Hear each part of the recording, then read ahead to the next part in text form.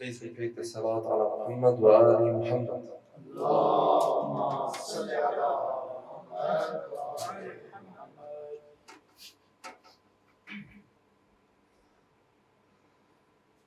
Bismillahir Rahmanir Rahim. Allahumma salli ala Muhammad wa ali Muhammad. صلى الله عليك يا رسول الله صلى الله عليك أيها البشير النذير السراج المنير السلام عليك وعلى ابنك المظلوم الشهيد العطشان الظمآن حسين يا حسين حسين يا حسين السلام عليك سيدي وعلى الأرواح التي حلت بفنائك عليكم منا جميعا سلام الله أبدا ما بقينا وبقي الليل والنهار ولا جعله الله آخر العهد منا لزيارتكم وطيبكم السلام على الحسين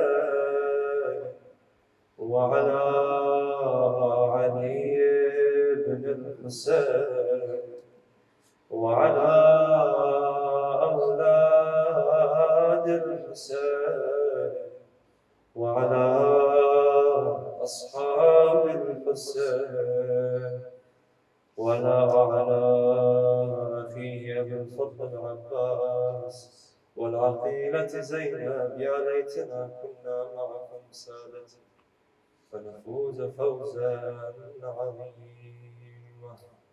صلى على محمد وآل محمد.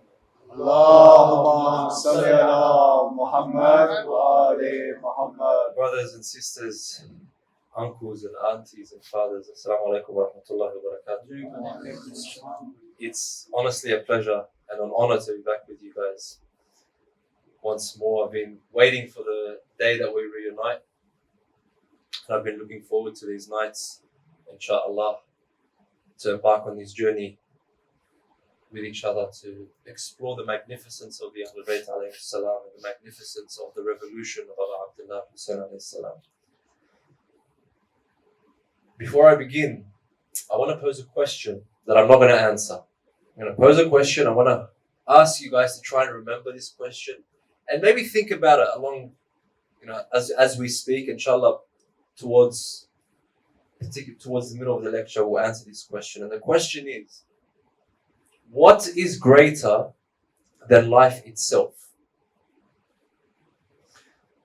Take the question, think about it, and if you allow me, let's begin with Allah salawat ala Muhammad wa ali Muhammad. Allahumma salli ala Muhammad wa ali Muhammad. It's amazing, isn't it, how regardless, despite the adversities, despite the limitations, despite the pain, that the message of Imam al-Hussein alayhi salam still lives on. It's amazing. Like if you were to see what this message endured over the past centuries, and how we still, every single year, come together to remember this holy man, to remember this revolution. And there's so many things to be grateful for. We all wait for times like Muharram, for times like the month of Ramadan, to sort of test our faith, to feel at one with the larger community. We wait for these times to feel like we're part of a whole. We feel like Muharram itself has created within us a culture that like no other event throughout the year. It's a culture, a spiritual culture, basically a time to strengthen our identity. But not only that, it's as if Muharram has become part of our identity. It is our identity. It's like we measure, I don't know about you guys, but growing up, I used to feel this. We measure how spiritual we are by how much we cry in the majlis. If I'm not crying much, I feel like I'm not spiritual enough. And we measure our spirituality and our spiritual consciousness by the tears that we have. So subhanAllah, it's a very emotional time. And we feel emotionally connected and alive during this month. But now, of course, the emotional attachment, no doubt, without a doubt, has benefited and played a big role in how the longevity of this message of Imam Hussein alayhi salam stood the test of time. The emotional connection that we have to Imam Hussein alayhi salam played a big role in the message remaining past these centuries that have passed. And of course, this wasn't by accident. The Imam was a mastermind. He knew exactly what he was doing. The Imam was intentional in every act, in every decision. He knew that the emotional attachment to him, to the family, to the message, to the revolution, is going to be crucial in how long it's going to remain in the hearts and in the minds of the believers. For example, he chose for the battle to be in the day. He chose where it will be fought. He chose how it will be fought. He chose who will partake in this battle. So everything, there was no accident. The emotional attachment is no accident. And of course, there are many reasons why the Imam had this foresight, this wisdom, this intelligence, this spiritual consciousness. And we're going to touch on that later. But it's crucial to make this clear. And I want to make this clear, my brothers and sisters. It's that although this emotional attachment to Imam Hussein was extremely important, it was not the goal. It was not intended. It's not the intention that I am going to do all this so people cry for me. Sometimes the message might get distorted, right? Along the years, along the centuries, we might think that the whole point of Muharram is so I can cry. But that's not the case. The whole point of Muharram, or the emotional aspect, is so the message lives on. The important part of Muharram is the message. That's the critical part. And so what was the purpose? What was the goal of Karbala? What was the goal of Imam Hussein alayhi salam in the first place? That is the crucial part. That is what we should be essentially crying over, but more importantly, focusing on. See, I say this a lot when, especially growing up, we come to the majalis, the 10 nights finish, we finish at the Arba'een, and I come and ask a brother or a sister that has attended these majalis, what did you learn in Muharram? And they can't answer. They can't answer what the first lecture was about, or the second, or the third. But they remember the story, and they cried, which was beautiful. But what did you learn? What did you take away from it? That's the important part of Muharram. What are you taking away from it? What was the purpose of Abu Abdullah Hussein alayhi salam? Now the purpose, I'm not going to put words in the mouth of Abu Abdullah. He states it clearly. Look what he says in his will to Muhammad ibn Hanafiyyah, to his brother, before he leaves. He wrote, after the name of Allah, Bismillah ar-Rahman ar-Rahim, he says, this, and mind you brothers, I want you to focus, there's 3 phases, there's 3 parts of this will. The first part is essential. He says, this is the will of Hussein ibn Ali to his brother Muhammad ibn Hanafi. He says, Hussein testifies that there is no God but Allah subhanahu wa ta'ala, and that Allah has no partner. And Muhammad sallallahu alayhi wa alayhi is his servant. Is his servant, and he is the messenger who has come from him with the truth. And paradise is truth, and fire, hell, is truth, and the day of judgment is truth. And it shall indeed come to pass, and that the Almighty Allah shall raise all those who are in the graves. Now, what's he doing in this phase of the will? He's making it clear that I am a Muslim. Do not, over the years, over the centuries, distort the message of Karbala as if I'm doing it for personal gain. I am a Muslim, a follower of Muhammad sallallahu alayhi wa alayhi. I believe in Allah subhanahu wa ta'ala. This revolution is not for ego. This revolution is not for the ana, for the me. I begin this revolution, Bismillah. Ar-Rahman Ar-Rahim. The second part, and this is important, he says, now he's clarifying the purpose. I have not taken up arms in order to become content or ecstatic over what I possess. He doesn't want dunya. I am not making mischief nor exercising oppression. So he begins by saying what he's not doing. So before you start to put words in my mouth or meaning in my purpose, I am telling you what I'm not here for. So you don't come hundreds of years later and say Hussein was doing it for worldly gain. He's saying that's not why I'm doing it. He says, I am ready to fight for the sole goal of seeking reform of the ummah of my grandfather, Rasulullah sallallahu alayhi wa alihi. I want to enjoin good and forbid evil. And 3, I want to guide the affairs of the people as my grandfather and father Ali ibn Abi Talib alayhi salam did before me. Extremely critical. One who accepts me with truth, the Almighty Allah is more deserving for truth. And one who objects against me, I shall be patient. And so that Allah may judge between me and these people. And He is the best of judges. Ya Muhammad, my brother, this is my bequest for you, and I have no tawfiq except from Allah, and that I rely on Him, and that I shall return to Him only. Beautiful, beautiful summary of Karbala, beautiful summary of the purpose. The Imam's goal was to ensure that he does his responsibility in enjoining good and forbidding evil. But more importantly than enjoining good and forbidding evil, he wants to go back to the guidance of the Holy Prophet and his father Imam Ali. He wanted to ensure that the message of Rasulullah stayed alive. He wanted to ensure that it stays alive in the hearts and in the minds of all people to come. Now, why? Why is it so important? Why is it so important to revive the message of Rasulullah sallallahu alaihi wasallam? What is this message? What are you trying to revive it about, Abdullah, that you would spend your blood happily to revive? Why was it important? Because the Holy Prophet is the one that gave life to the inner kingdoms of the people. He presented us, sallallahu alaihi wa alihi, with the greatest manuscript and resource for self-perfection, Islam and Quran. Now, inner kingdoms, keep this terminology in mind. I'm going to get back to that in a moment. But the purpose was to revive this message, which is the platform and the manifest. It's the blueprint for self-perfection, self-elevation, Islam and Quran. Now, brothers and sisters, the religion of Islam is not an accidental religion. And it wasn't even created by the Holy Prophet himself. The religion of Islam is the oldest religion in time. The religion of Islam literally means submission. To submit. And it comes from the word istislam. To submit to one God. And so the idea that there are more than one religion in the eyes of Allah is not true. In the Holy Quran, Inna deen and Allah al-Islam. There is only one religion in the eyes of Allah, and that's Islam. All the religions that came before it, all the prophets that came before it, were all part of Islam. Every prophet was a Muslim.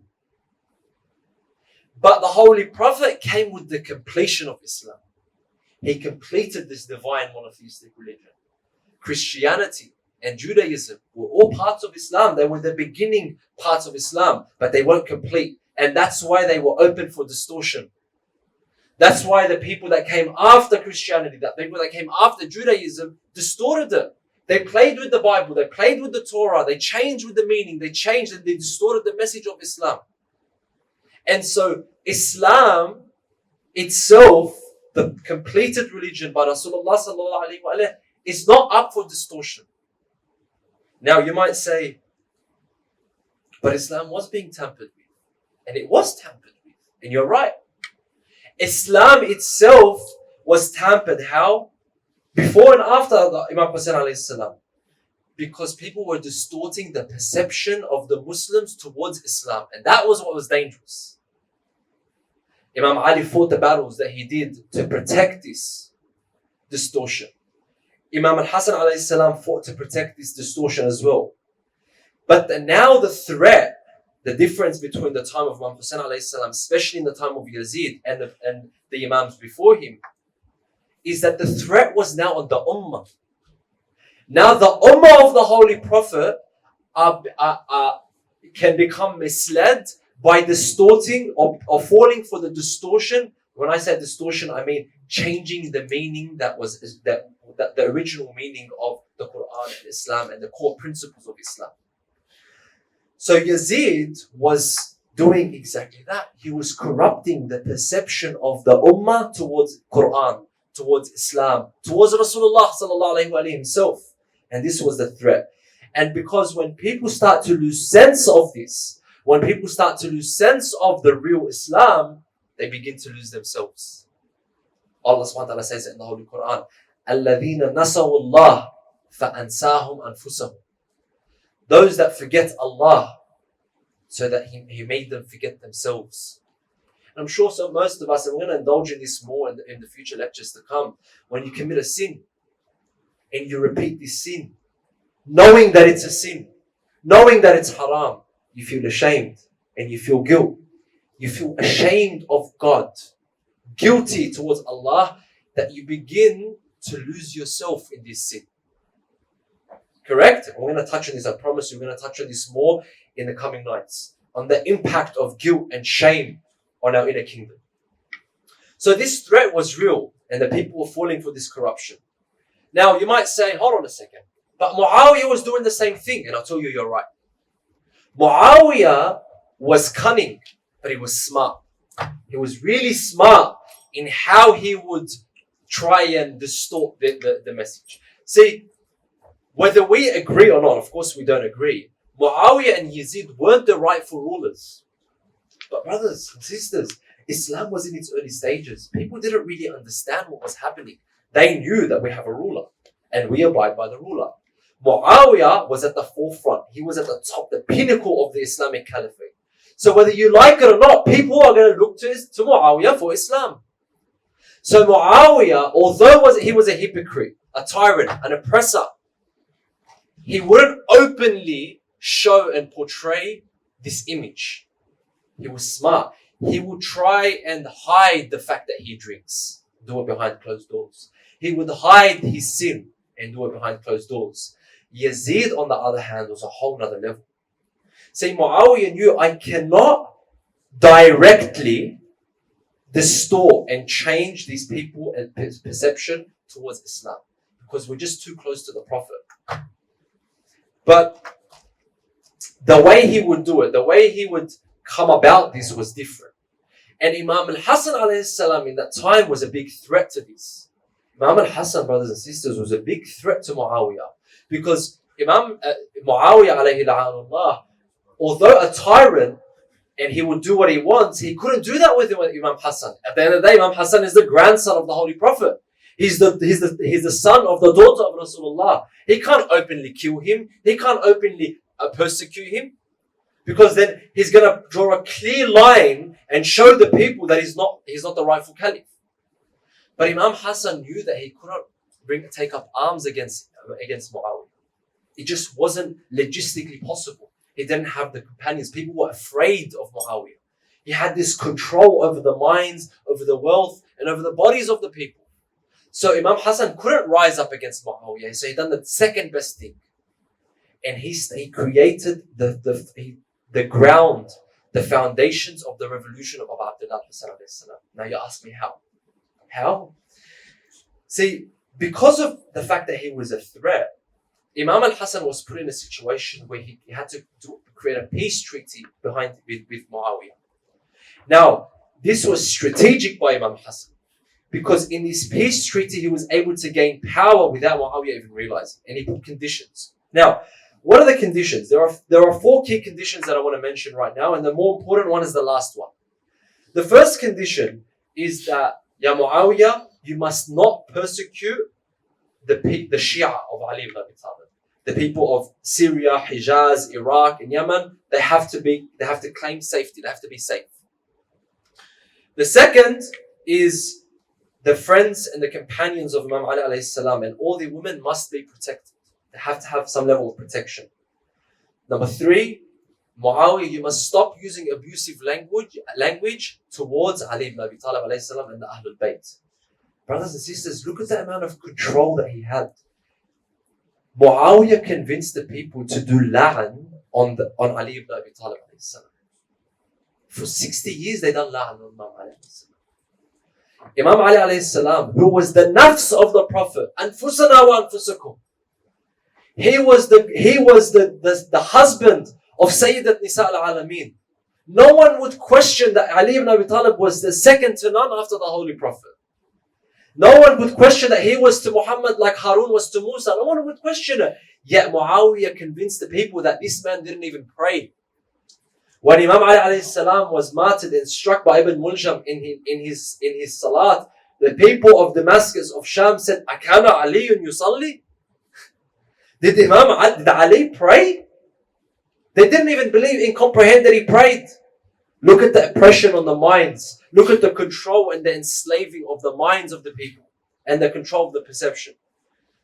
Now, the fourth condition, and this is key. This was the platform and the ground that Imam Hussein alayhi salam built his revolution off. And this was the downfall of Yazid, the downfall of Muawiyah. Ya Muawiyah, you are not to appoint a successor after you. As soon as you die, the Khilafah goes straight back to me, to Imam Hassan alayhi salam. And if I'm not alive, it goes straight to my brother Al-Hussein alayhi salam. Now, Muawiyah agrees to these conditions. Now, does he abide by them? Of course not. But he breaks all of these conditions, right? He appoints Yazid as his successor. But Yazid was the complete opposite, in a sense that, in terms of corruption, it was the same, if not even worse. But in terms of how he would portray this corruption, Yazid was open. He was publicly engaging in all the characteristics and attributes that Islam came to remove. And remember, Yazid was in a position of Khilafah. People would look to Yazid as the guidance. He was the head of the Islamic State. He was the head. So if Yazid could drink alcohol, then I can drink alcohol. If Yazid can gamble, then I can gamble. If Yazid can be drunk and be praying, then I can be drunk and I can pray. If Yazid can do zina, wa'iyadu billah, then I can do zina. He was literally distorting, in actual time, distorting the image and the whole message of Rasulullah sallallahu alaihi wasallam, which was the perfection of morality. He made what was moral, immoral, and what was immoral, moral. And the Imam alayhi salam knew the importance and the gravity of this situation. He knew that Islam was truly under threat, and he refused to pledge allegiance.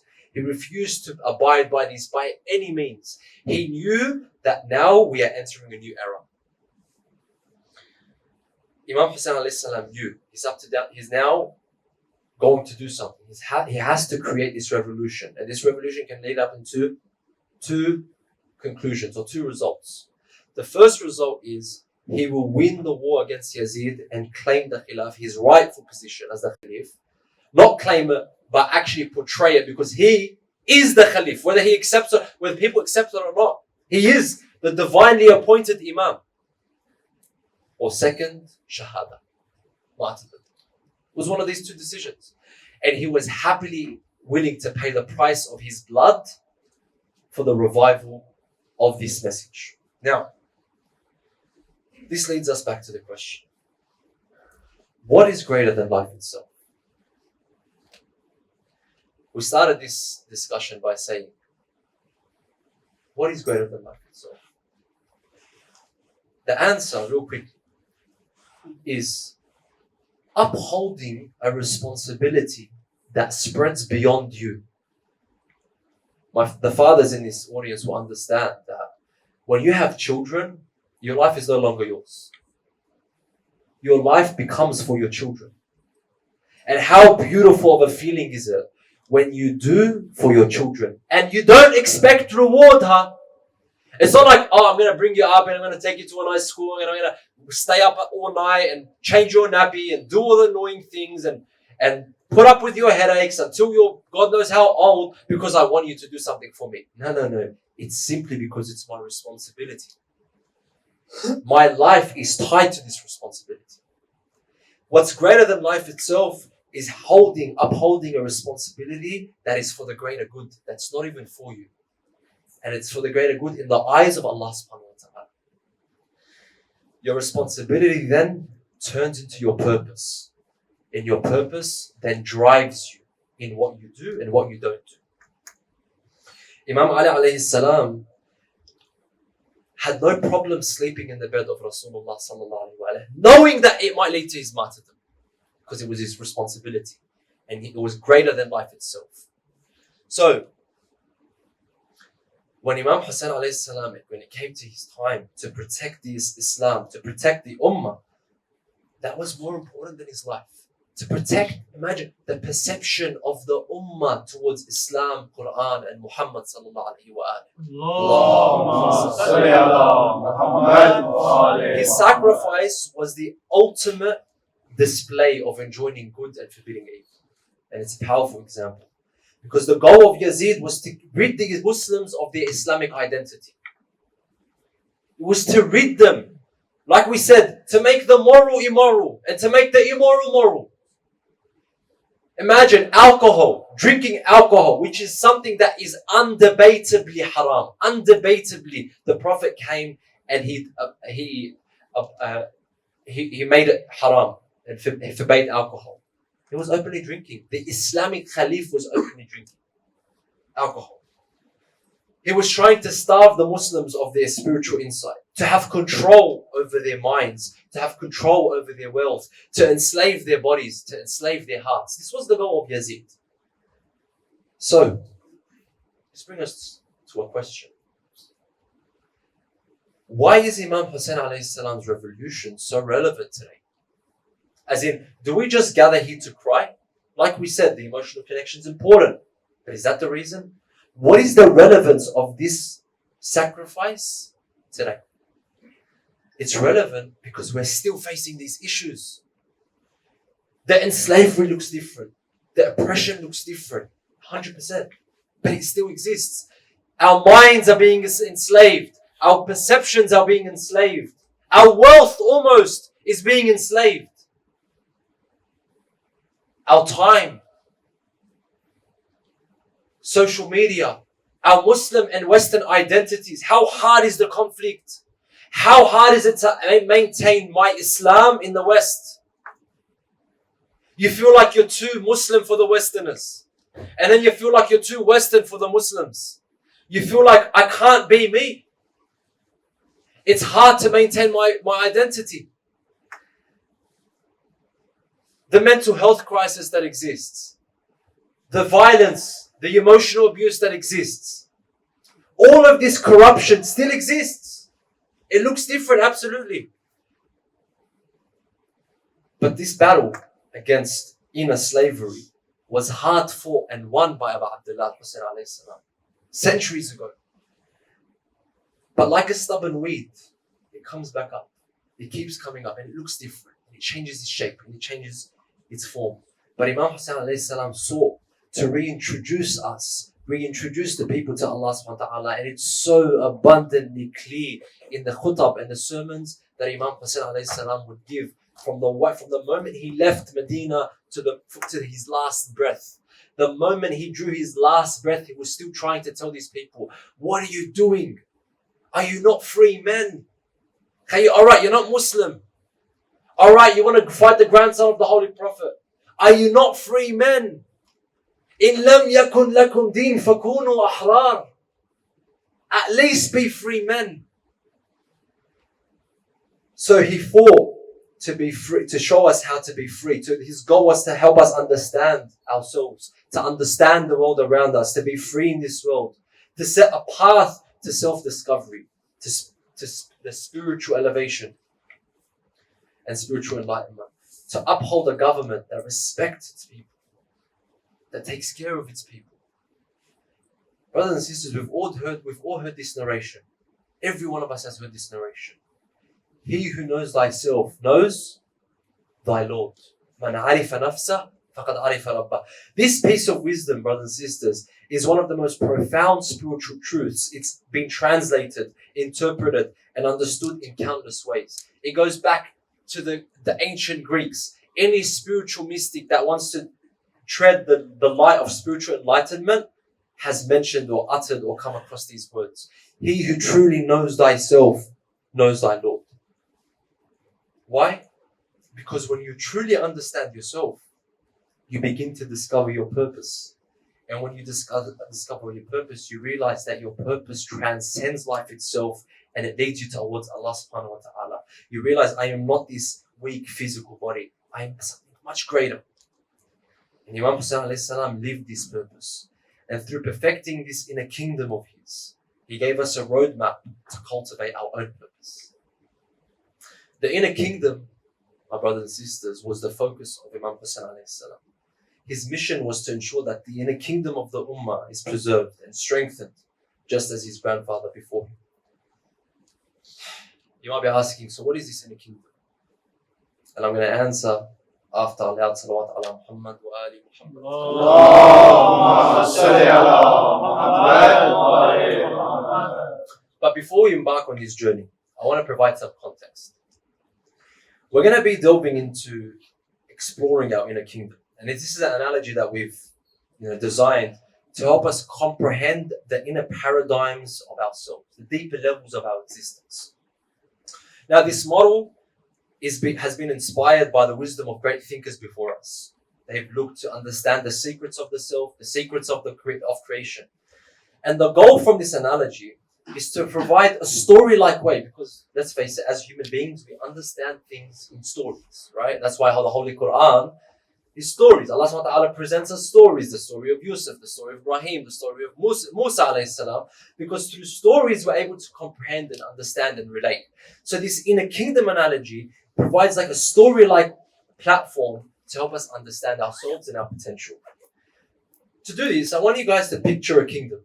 If you want, you can close your eyes, you can take a deep breath, whatever you want. I want you to picture a kingdom. A kingdom that's composed of 5 key characters. You've got a palace, components. A palace, the guardians, you got the prime minister, the throne, and the king. Now, each one of these components of the kingdom symbolizes a different paradigm within you. The palace is our body. It's the physical entity that we use to interact with the world. The guardians are our emotions, and that's our feelings, the feelings that help protect us and guide our reactions in this world. The prime minister is our mind, and this is the intellectual power that strategizes and advises and comprehends. It's the factory of thoughts.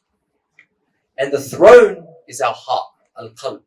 It's the core of our being. It's where love and compassion reside. It's the place, it's the component that you utilize in your connection to others and to Allah subhanahu wa ta'ala.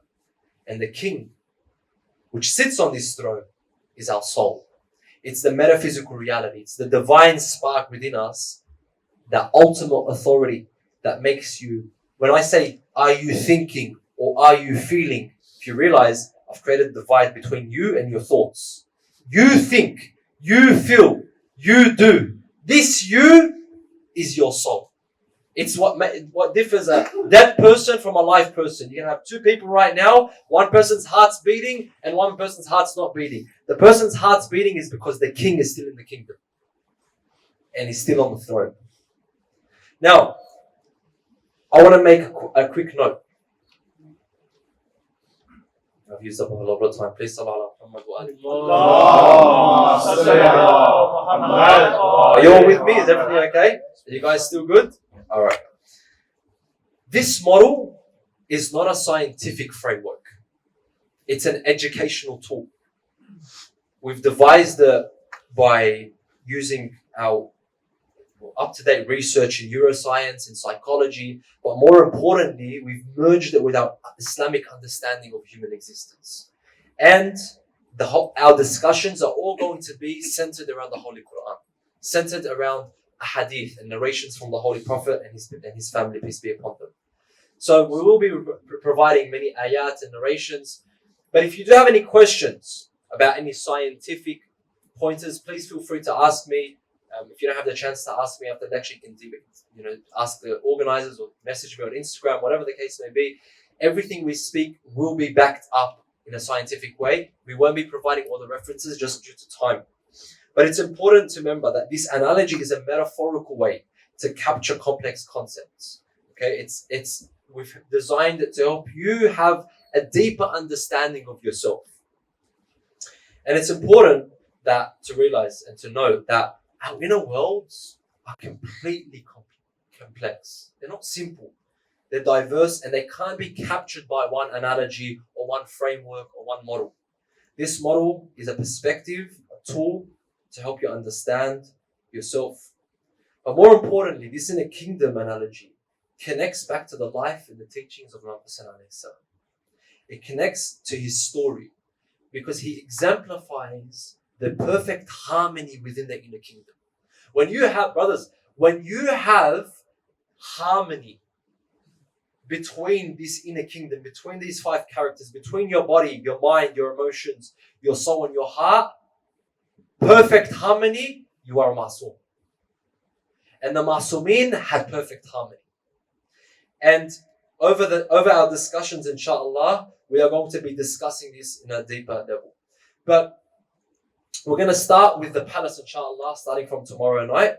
And we're going to look at the contemporary issues that we're facing in today's society, according to these issues, according to these different components, and see how our journey in understanding ourselves can help us understand the journey of Abu Abdullah and connect to the journey of Abu Abdullah more.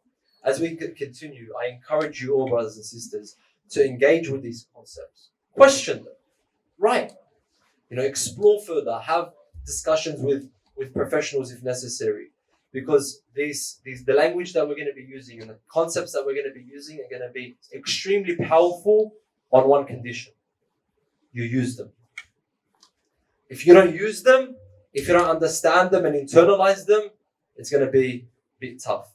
But you need to know that the language that we're going to be using might differ from academic circles, different from different philosophies across different cultures. But hopefully by participating in the following nights to come, we are going to find a beneficial and enlightening way of understanding ourselves. Now, this spiritual journey that we're going to embark on, deep understanding of ourselves, it started because of a physical journey that Imam Hussein alayhi salam embarked on in the 61st year after Hijrah. Where did it begin? It began at the grave of the Holy Prophet sallallahu alaihi wasallam.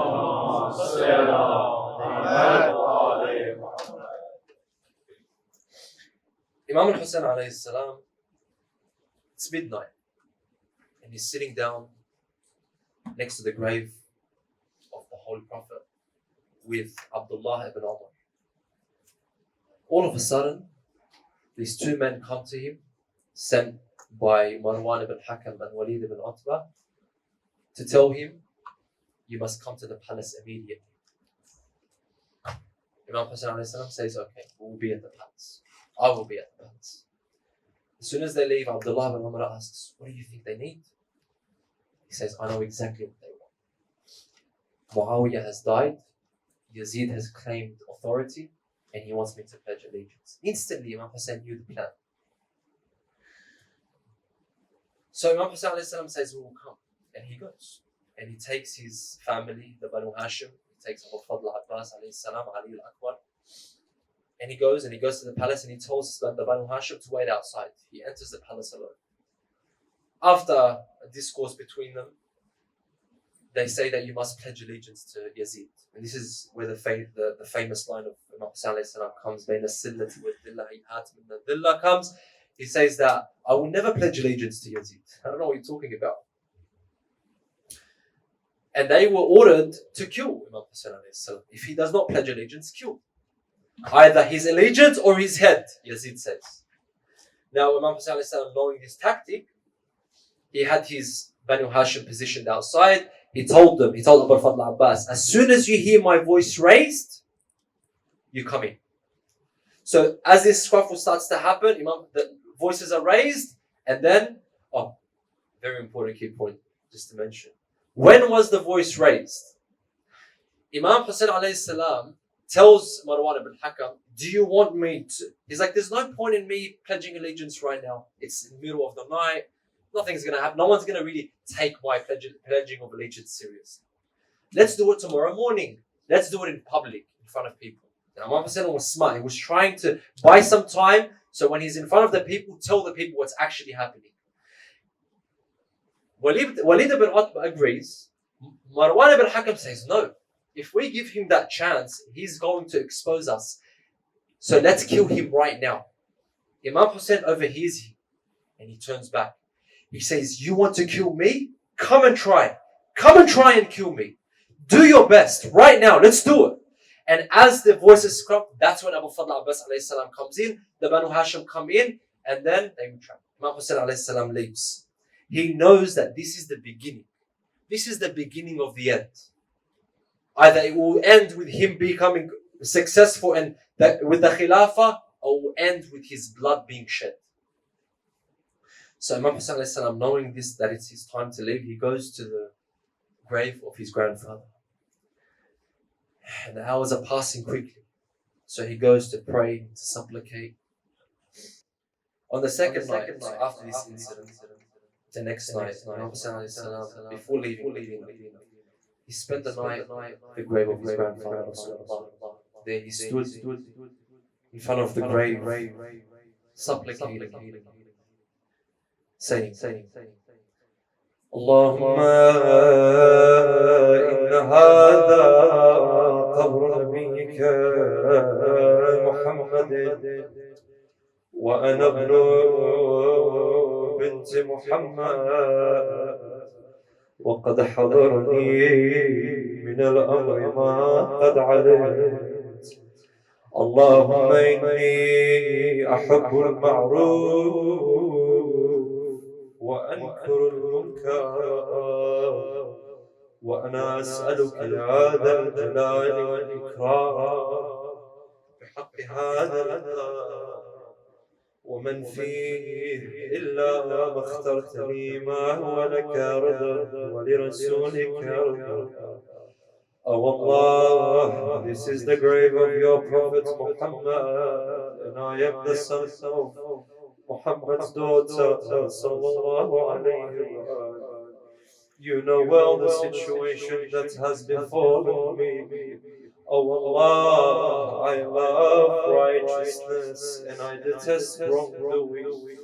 I ask you, O possessor of majesty and honor, by the right of the grave, and who is in it, to choose for me what is pleasing to you and to your messenger. Then he began to cry at the grave. When it was nearly dawn, he laid down his head on the grave and he fell asleep. Suddenly he saw the messenger of Allah sallallahu alayhi wa alihi approaching him with a group of angels to the left and to his right, in front of him and behind him. He came and he hugged Abu Abdullah al-Hussein.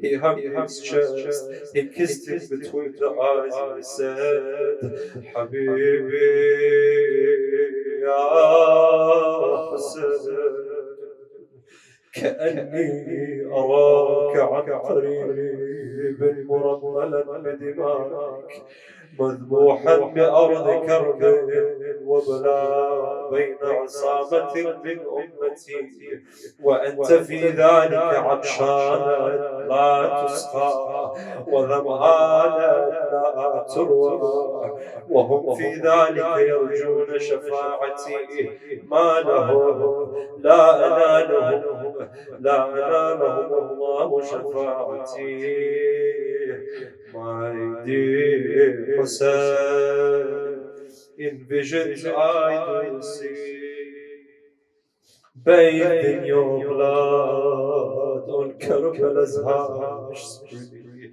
slaughtered by those who once pledged loyalty, thirsty and parched, deprived of life's decree.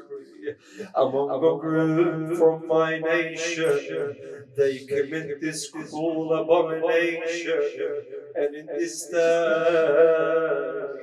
they dare to hope to plead for my intercession. Ah, the audacity. May they never attain my intercession, for such cruelty deserves no concession. In his vision, Abu Abdullah al-Hussein looked at his grandfather. Look what he says. Ya Jadda, la hajata li fi الرجوع إلى الدنيا فخذني إليك وادخلني معك في قبرك. Imam Hussein's reply, oh my dear grandfather, this world to me no longer holds charm, no warmth, no ugly. Take me with you in your grave, let me lie in eternal peace under the clear sky. Hussein woke up from his dream, the quiet of the night around him. He felt a pull in his heart, and he went to say goodbye to his mother Fatima alayhi salam, and to his brother Hassan. And the night was deep, the stars before silent, witness to the painful farewell. Back at home, he told his family and the members of Banu Hashim about his dream. That day there was no place in the world where the grief was heavier than the house of Rasul. Tears flowed freely among them, their hearts heavy with sorrow. Hussein then started to prepare himself and his family to leave. They were there, they were leaving their homeland, the land of his grandfather, the land which was filled with memories of prophecy. Imagine leaving the place where you were brought up, leaving the place where you played as a child, leaving the place where your mother and your father Ali and Fatima alayhim salam were, the place of divine revelation. All of his family members, all. Some accounts recall that Hussein had a daughter, a sickly daughter named Fatima al-Alila. Her illness prevented Imam al-Hussein from taking her with him, so he left her in the care of Salama. The little girl couldn't bear what she heard. How could she be left alone while the homes of her father, her uncles, her siblings became empty? Who could she turn to and share her pain and illness with? How could she endure their absence and bear the loneliness of their departure? She pleaded with Abu Abdullah, Father, take me with you. Take me with my family. Abu Yahsin, وياكم خذوني. يا ابو يا حسين وياكم خذوني عقبكم يا لي يعمل عيوني وحدي بهالوطن لا تخلوني عليلة والجسم يلطم بالسم. Oh Father Hussein, take me with you, I implore. Without you, my king, my eyes will see no more. Don't leave me alone in this land so cold. I'm weak and my body is losing its hold. Hussein Abu Abdullah tried to explain the difficulty of the journey to her, reassuring her that once they have settled and the day is finished and they bring what they hope and wish for, they will send for Ya Abu Abdullah. Which day is settled for you? Which day did you come by? That's what it is.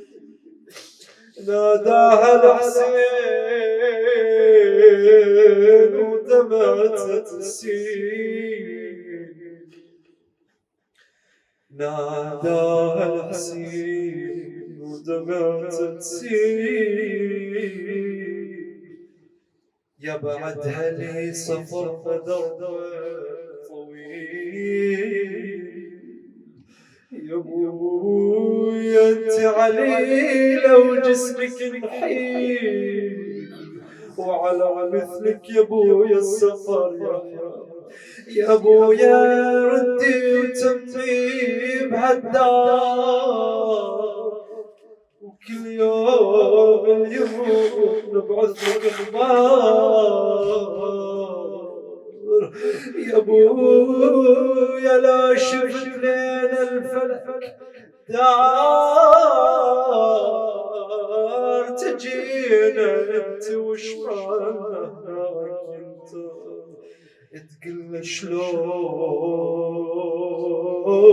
اتبدار وحدي، عليكم قدر روح جدي حسين يا حسين، حسين يا حسين يا ابا عبد الله، وديزاتكم باين يا ابا عبد الله. The people leave you, your companions will be martyred, your family will be slaughtered.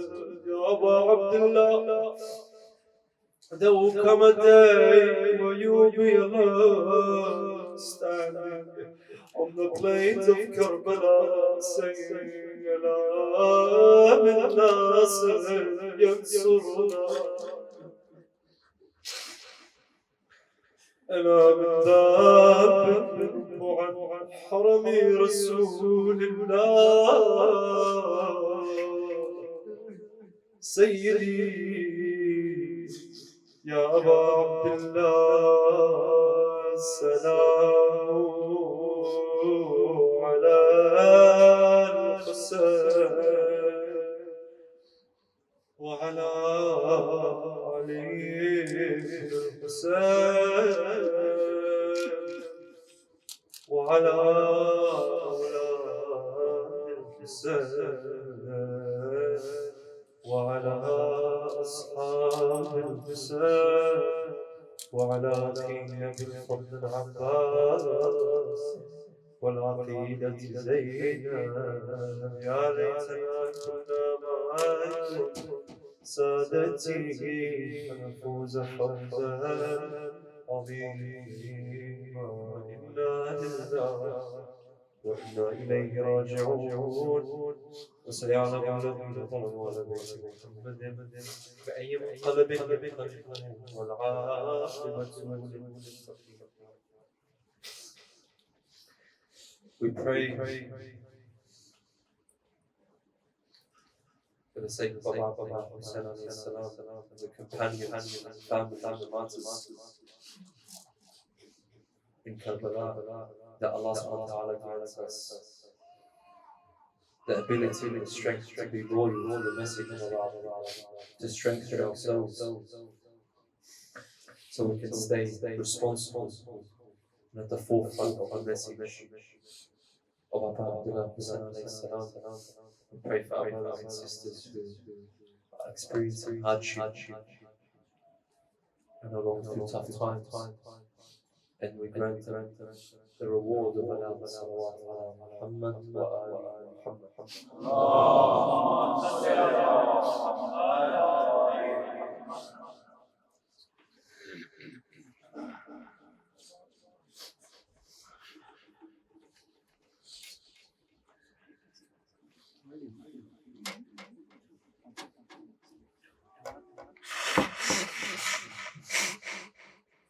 Muhammad wa ali Muhammad salawat.